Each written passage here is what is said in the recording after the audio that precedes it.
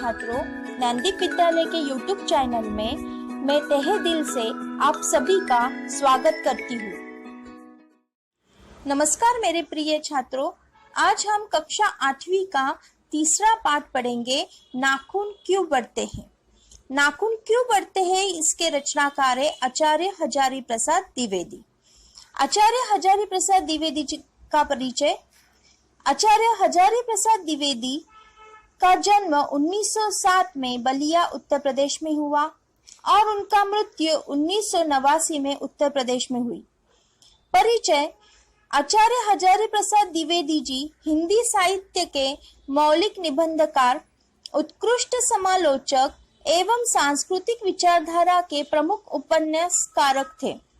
इनका व्यक्तिमत्व बड़ा ही प्रभावशाली और उनका स्वभाव बड़ा सरल और उदार था। आचार्य हजारी प्रसाद द्विवेदी जी हिंदी, अंग्रेजी, संस्कृत, बांग्ला इन भाषाओं के विद्वान थे। इन भाषाओं पर उनका प्रभुत्व था। अब हम आचार्य हजारी प्रसाद द्विवेदी की प्रमुख कृतियां देखते हैं। आचार्य हजारी प्रसाद द्विवेदी के अशोक के फूल, कल्पलता, बाणभट्ट की आत्मकथा, पुनर्वाह यह उपन्यास आदि ग्रंथ उनके प्रसिद्ध है। अब हम नाखून क्यों बढ़ते हैं इस पाठ के में आए हुए कठिन शब्द के अर्थ देखते हैं। निर्बोध यानी भोली, अवशेष यानी बचा हुआ, स्वराज्य अपना राज्य, स्वभावत स्वभाव से, विचारशील जिसमें विचार करने की शक्ति हो, परंपरा एक के बाद दूसरा, महिमामयी गौरवपूर्ण, संस्कार स्वभाव, उज्जवल विमल, भिन्न अलग, संयम नियंत्रण, समवेदना सहानुभूति, श्रद्धा विश्वास, टंटा लड़ाई। यह है पाठ में आए हुए कठिन शब्द। अब हम नाखून क्यों बढ़ते हैं इस वैचारिक निबंध पर चर्चा करते हैं, उसका विवेचन करते हैं। नाखून क्यों बढ़ते हैं यह आचार्य हजारी प्रसाद द्विवेदी द्वारा लिखित वैचारिक निबंध है। इस पाठ में रचनाकार कहते हैं, बच्चे कभी कभी चक्कर में डाल देने वाले प्रश्न कर बैठते हैं। अल्पज्ञ पिता बड़ा दयनीय जीव होता है। मेरी लड़की ने जब उस दिन पूछ लिया कि आदमी के नाखून क्यों बढ़ते हैं, तो मैं कुछ सोच नहीं सका। हर तीसरे दिन नाखून क्यों बढ़ जाते हैं? काट दीजिए, वे चुपचाप दंड स्वीकार कर लेंगे, पर निर्लज्ज अपराधी की भांति छूटते ही फिर जैसे के तैसे हो जाते हैं। आखिर ये इतने बेहाय क्यों है? चक्कर में डाल देना यानी सोचने वाला, अल्पज्ञ यानी अज्ञानी। हर बार छोटे जो बच्चे होते हैं, वह छोटे बच्चे ऐसे प्रश्न पूछ लेते हैं कि हम सोच में पड़ जाते। वैसे ही इस पाठ में एक छोटे लड़की ने अपने पिताजी को पूछा कि आदमी के नाखून क्यों बढ़ते हैं, और बड़े तो बड़े, काट दिए जाए तो भी फिर से बढ़ते हैं। उन्हें किसी का डर ही नहीं लगता। काट दीजिए, वह चुपचाप दंड स्वीकार कर लेंगे और फिर से तीसरे दिन तक बढ़ जाएंगे। कुछ लाख ही वर्ष की बात है, जब मनुष्य जंगली था, वनमानुष जैसा, उसने नाखून की जरूरत थी। उसकी जीवन रक्षा के लिए नाखून बहुत जरूरी थे। असल में वही उसके अस्त्र थे, दांत भी थे, पर नाखून के बाद ही उनका स्थान था। धीरे धीरे वह अपने अंग से बाहर की वस्तुओं का सहारा लेने लगा। उसने हड्डियों के भी हथियार बनाए। मनुष्य धीरे धीरे और आगे बढ़ा। उसने धातु के हथियार बनाए। इतिहास आगे बढ़ा।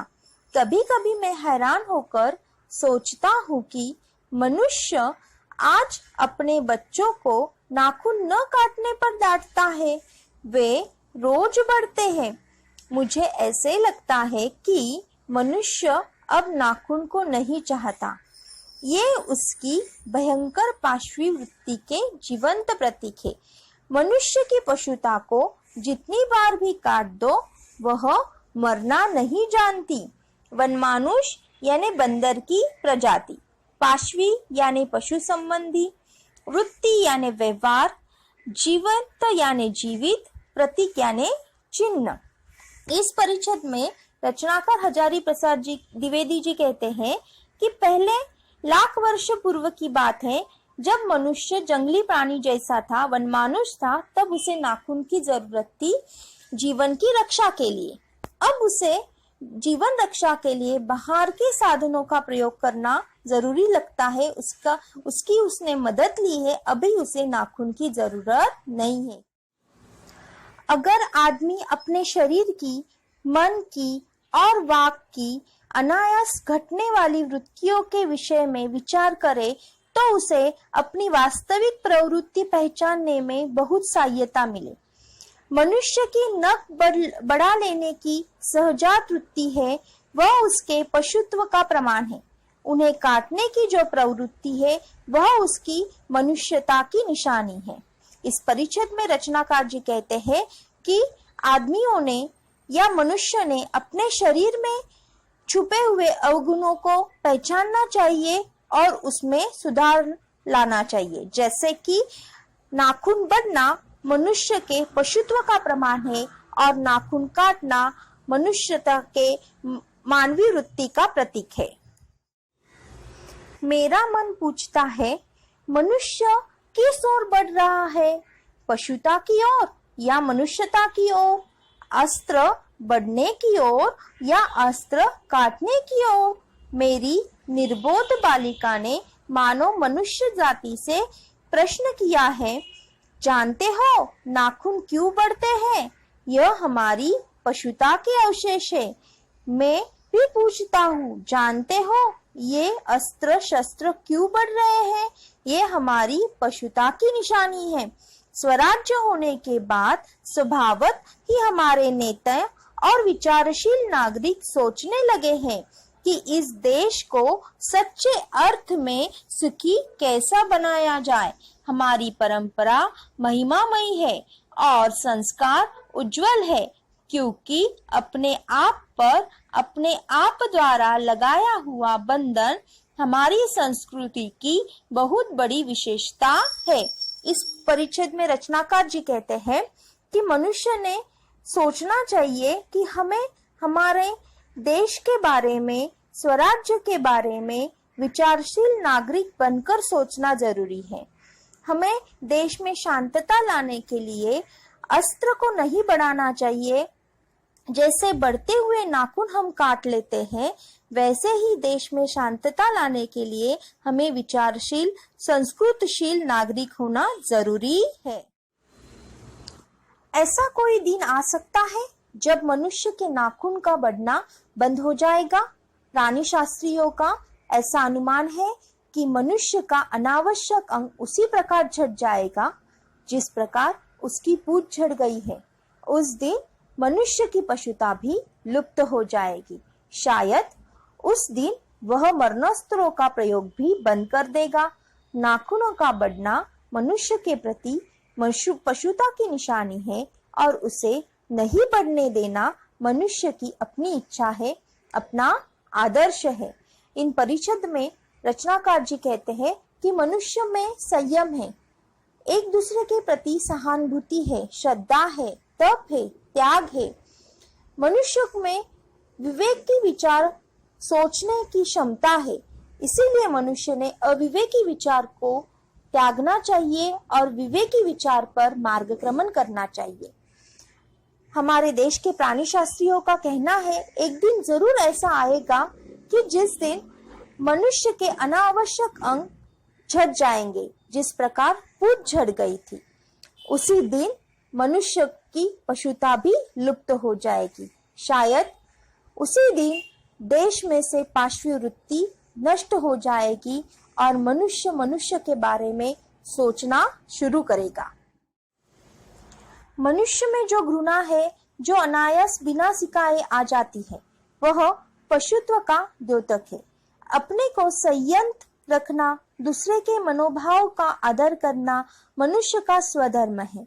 बच्चे यह जाने तो अच्छा है कि अभ्यास और तप से प्राप्त वस्तुएं मनुष्य की महिमा को सूचित करती है।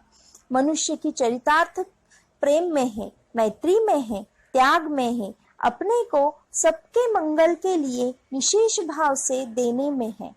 नाखून का बढ़ना मनुष्य की उस अंध सहजात वृत्ति का परिणाम है जो उसके जीवन में सफलता ले आना चाहती है। उसको काट देना उस स्वनिर्धारित आत्मबंधन का फल है जो उसे चरितार्थ की ओर ले जाती है। नाखून बढ़ते हैं तो बढ़े, मनुष्य उन्हें बढ़ने नहीं देगा।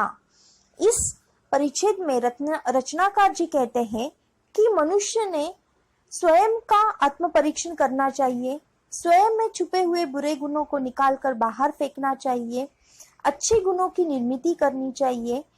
मनुष्य के अच्छे गुणों से ही संपूर्ण स्वधर्म स्वदेश चल रहा है और चलेगा, क्योंकि उस पर ही उसका जीवन निर्बल है। पाशवी वृत्ति मनुष्य के भीतर जब तक रहेगी तब तक देश का कल्याण हो नहीं सकता। नाखून क्यों बढ़ते हैं? इस वैचारिक निबंध से हमें बोध मिलता है कि नाखून बढ़ने को पशुता का चिन्ह माना है। नाखून पशुता बुराई का प्रतीक है।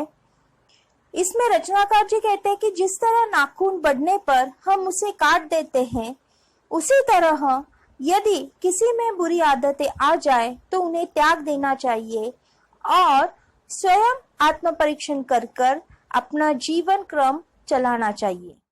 मेरे प्रिय छात्रों, अगर आपको यह वीडियो पसंद आया हो तो वीडियो फिर से देखिए। वीडियो में दिए हुए कठिन शब्द के अर्थ पढ़िए, पाठ का पठन कीजिए। अब हम मिलते अगले वीडियो में। धन्यवाद।